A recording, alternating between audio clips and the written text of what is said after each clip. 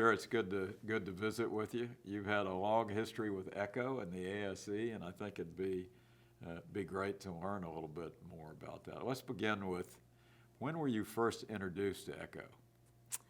Well, first of all, thank you for doing this, and thanks for having me on. I was first introduced to Echo when I was an internal medicine resident. I did my medical residency at Northwestern University, and Dave McPherson at the time was the medical director of the Echo lab. And I wanted to do cardiology and knew that to really be successful, that I needed to start doing some research and get involved with some research projects. And David was very active in research at the time, and non-invasive cardiology in particular was something that I was interested in as a career. So I approached David and said, I'm really interested in cardiology, I'm interested in non-invasive cardiology, and I heard you're the guy. So he got me started on a project where we evaluated porcine heart valves and looking for early signs of degeneration using radiofrequency techniques. And it really sparked my career, one in echo as well as valve disease, which is something that I still do today. Yeah. So that was the start of it all, and then it just kind of blossomed from there. It's interesting because it's a recurring theme that people had somebody who took an interest in them and their knowledge of echo. Neil was talking about that earlier when he was, so I mean that's the role of mentoring that, Yes, that I know you do. And Ben, from that time till now, there have been tremendous technical developments in the field. Tell me a little bit about how you've been involved in those, because I know you have. You just mentioned structural heart, and you've done some neat things with that. Yeah, as I mentioned, one of my clinical areas of interest is in valvular heart disease, and that started with this research project and then extended into my fellowship. And I spent a lot of time working with the valve team as a fellow, and that's really where my interest in echo solidified, because echo is the technique to evaluate valve disease, and if you really want to understand valve disease, you have to understand echo. So it was a perfect marriage. My clinical interest and my imaging interest were really merged into one, which I think is the best way to do it, because if you're really interested in Sure. in everything, then it makes for a wonderful career. And at the time when I was a fellow, 2D echo and Doppler was already in existence, so those were the bread and butter. Transesophageal echo was also in existence. Stress echo was just getting started, and we were not doing stress echo for valve disease at the time. It was mainly for coronary disease.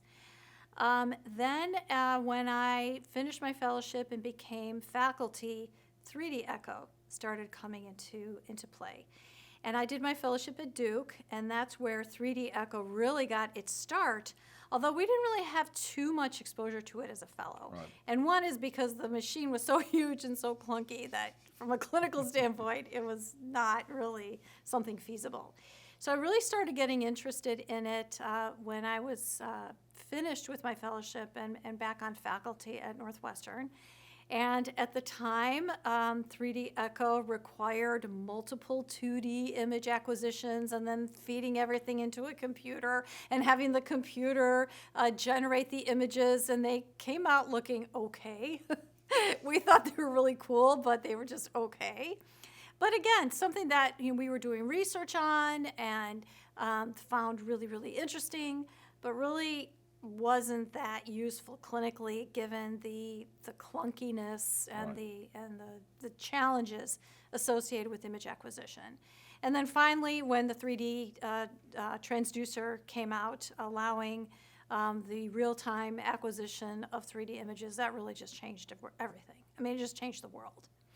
And it's interesting because you being at Northwestern, that's obviously when that was. You had, and this probably, I don't know if Pat McCarthy had come then or not, but certainly, and you had Charlie Davidson, you had a lot of stuff going on in mitral valve, and 3D echo really revolutionized mitral valve. I mean, it was like, gee whiz, looking at it. Exactly, especially when transesophageal 3D echo came along. As you know, transthoracic 3D echo came first, And so that was great for LV volumes, to a certain extent, valve disease.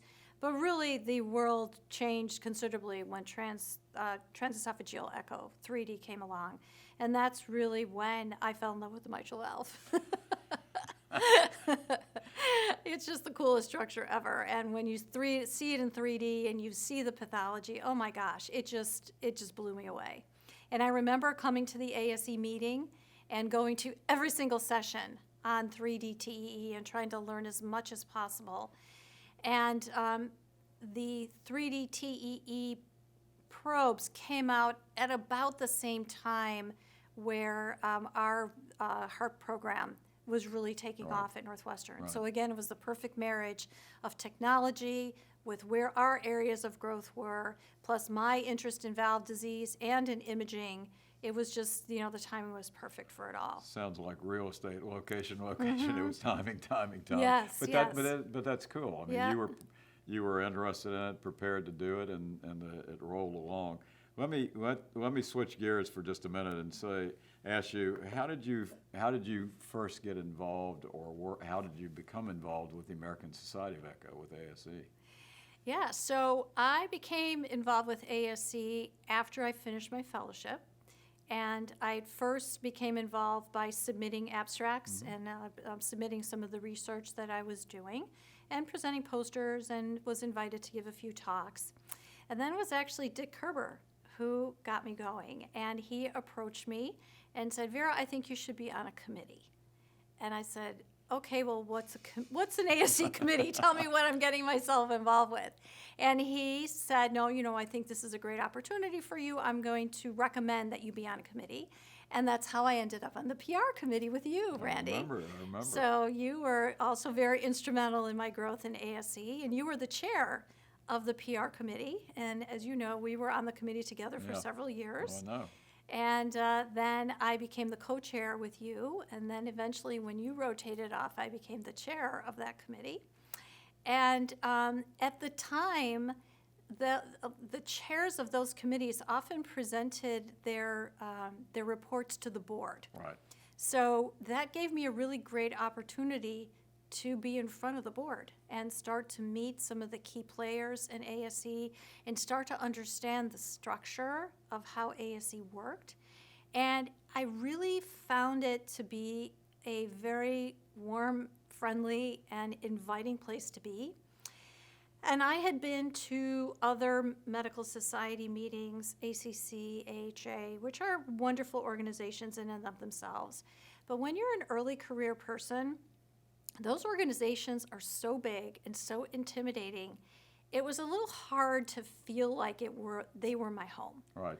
Whereas when I was at ASE, I felt like I had great opportunities for mentors, and that I felt right being there. And so early on, having been given the opportunities to be on committees, to participate with some of the board members and so on, I was like, hey, this is a pretty good place here, and I think I want to dedicate my career to this society. So that's really how it got Interesting. started, Yeah. is that people like yourself and Dick Dick Kerber, yeah. giving me opportunities, and then finding that, this is really the right place for me. And that's great. And one of the things you've done is you've encouraged young people to be active in the field, and we'll come back to that. But I think that is unique. I mean, I think the society is unique in that it encourages people to get active, and then if you become engaged, then you can run with it. So you were the 28th president. You mentioned 2017 to 2018. Interesting times. There you did a lot of neat things during your presidency, but tell me a little bit. You had mentioned to me the image-guided registry. Yeah, so the Image Guide Echo Registry initiated at the beginning of my presidency. I was not the one who came up with the idea for the Image Guide Registry, but it just happened that I signed the deal.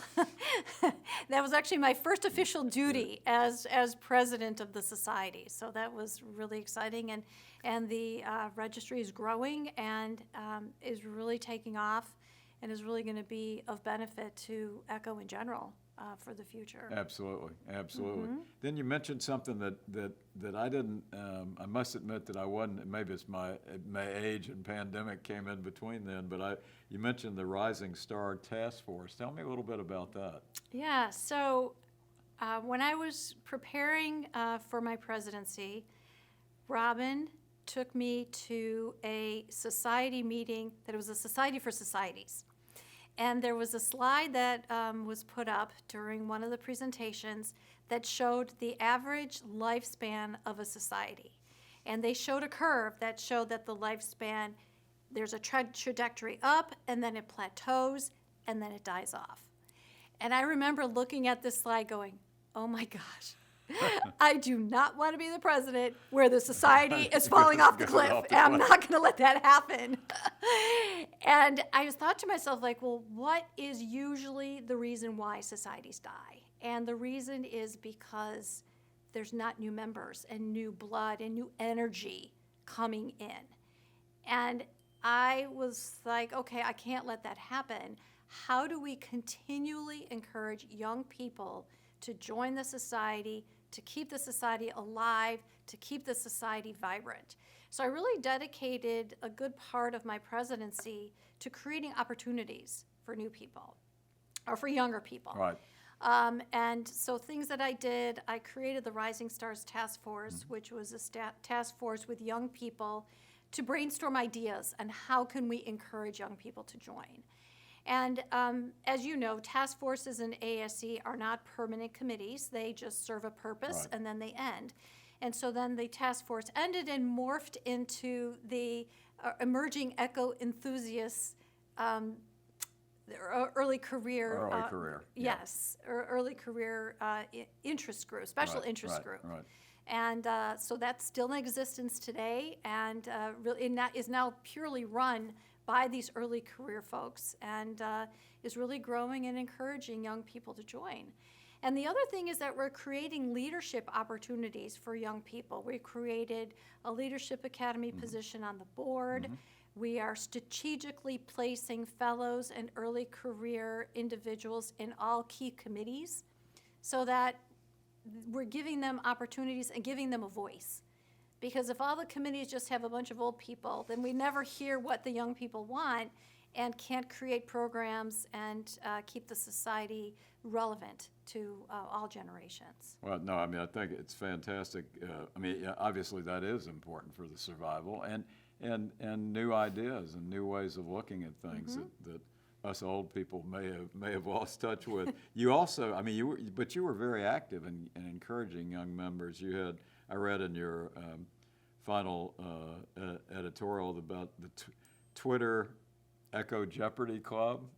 Yes, yes. So we became Twitter became a thing Yes. when I was president, and we created lots of Twitter opportunities for individuals, not just to connect socially, but also for education. So that's where the Twitter Journal Club started, and we review papers, review topics, and it's just another fun way for people to learn Echo. You've been, you know, it's cool. You've been a strong proponent of education. Courses you're active with now with some really innovative courses, but you did particularly in structural heart and in handheld ultrasound and the early concepts of that. Tell me a little bit about that. Yeah, so handheld echo and structural heart disease are innovations really that have come to fruition within the last decade. And for structural heart in particular, really within the last 5 or 6 years. And, you know, ASE has made it its mantra really to be the society for all echo users. So it's really important for us to create programs that incorporate the needs of all echo users. And handheld echo is now not just for cardiologists, it's for all users of echo. So it's really important for the users of that technology to see ASE as the place to go for education for that technology.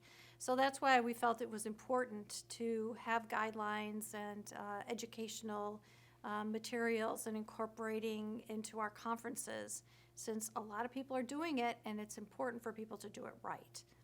And structural heart disease is just exploding. Absolutely exploding. And echo is absolutely critical to the success of structural heart procedures. And the education and the expertise that's necessary for that is constantly evolving. So I think that's going to be an ongoing emphasis for ASE. No, you're right. I mean, it's one of the big silos of disease that keeps growing with population, and the concept that moderate valve disease is not a good thing. It's not a watch and wait, but you've done some fabulous courses and education in that field, in that area. Where do you think this field of echo is going over the next 5 to 10 years? Well, I think artificial intelligence and automation is where things are going to go. One of the criticisms of echo is its variability, and depending on who's doing it and where it's done, reproducibility may be an issue. And the more we can automate accurately, and the more we can take away from inter-user variability, the better the technology is going to be. So that's where I see things going. And then walking around the exhibit hall at the ASE meeting today, it's amazing to see how the automated technology and artificial intelligence is already being incorporated into the technology that we can use today. Yeah. So I think we're at the tip of the iceberg where it comes to that. No, you're exactly right. And it, you know, contrary to what some people think, that AI is going to take away their job, it's not. It's going to improve the quality of the technology and lead to earlier appropriate diagnosis, I think, hence management. And I think it's going to make our jobs easier. I think, especially given the sonographer shortages that we're having now, if we have assisted acquisition tools for sonographers, we can have sonographers that don't have years and years of training, can still acquire accurate, high-quality images. That if we have the echo readers who don't have years and years and years of experience, can still read an accurate echo by having the right assistance tools. So we're not eliminating sonographers, we're not eliminating the physicians, we're just enhancing their skills. Good, well stated. Finally, you know, you've had a fabulous career. You've been involved and seen and under the mentorship, and then you're educating and leading so many others. Give me some, just off the top of your head, the noteworthy memories to share. It could be about events that have occurred in your career, in your lifetime, Echo, ASE, people. You already mentioned Dave McPherson at Northwestern, but other people or experiences. Well, I'd have to say it's the people along the way. I mean, the technology is great. I mean, Echo has been my bread and butter of my career, so I owe a lot to the technology. But in thinking of what makes ASE, it's the people that make it. And the people in this society and the people that I have met along the way have just enriched my life so greatly. And I feel so fortunate to have my Echo family. That is what my friends here at ASE and all of the international colleagues that I have met in my role as the ASE ambassador during my presidency of visiting all the different countries and being guests at all the different conferences around the world, and just seeing how amazing how this technology is bringing us all together. It's interesting because you've certainly you made the point about everybody involved in the Echo, and I think about one of the things that's unusual about Echo and the ASE is the tremendous appropriate appreciation and engagement of sonographers as colleagues in the field. And I know you've done that at Northwestern, but you also did it during your presidency and with the society. Oh yeah, I mean, it's a true partnership. And I tell sonographers how critical their job is, because if they don't get the right pictures, I can't read anything. So it's the quality of the images that they get is really the key to everything. And if I never get to see what the pathology is, the diagnosis will never be made. So I always say that really it all starts with the sonographer. They're critical. No, they are, and they have such an important interaction with patients wherever they are, and I think that's important. Well, you've had a tremendous career. It's not over yet. It's just sort of reaching. You're not on the downside. You're still on No, on the hopefully. acceleration of that curve. And I think the field has been better because of you, and the society has. And as I said, you're doing some really innovative education things coming up that maybe 5 years from now, when people are looking at your interview, they will have already occurred. But tell me, you've got a couple courses that you're doing now, or some things. Tell me about those. Yeah, well, the main course I'm doing right now is the review course, the board review course. That has been a virtual course for the last few years because of the pandemic. And it's still a virtual course this year, given the uncertainties Sure. of COVID. And it's actually a course that lends itself very well to a virtual format. It's a board review course. Right. So people are not as interested in networking and some of the advantages that we have for an in-person event.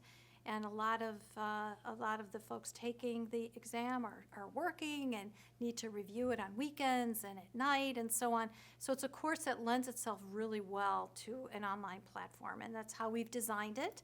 And we also have a live QA session scheduled for July, several weeks before the exam, to give people the opportunity to answer questions live. I'm also going to be chairing the Leadership Academy. Okay, And good. I'm Good super for you. excited about that. That is a thing that was really created by Neil Weissman. Right, Neil talked about it. Yeah, and I feel very privileged and a little intimidated to No, be no, you'll taking be over good. for him, because he's done such an amazing job with it. But I think it lends itself really nicely to education and mentorship, and really, again, being a part of the longevity of the society. And it all goes back to that original meeting that I went to with Robin, and being committed to not let ASE fall off that curve. And by being a participant in the Leadership Academy, I think further helps in that initiative. Yeah, I mean, it's the engagement of the young future of the society and the field, and equipping them with skills to be successful. Right. And hence the society and technology will be. Again, Vera, you've done a fabulous job, and the field's lucky to ECHO's lucky to have you, and the ASE was lucky to have you. Thank you for joining us. Well, I'm the lucky one to be part of the society, so thank you.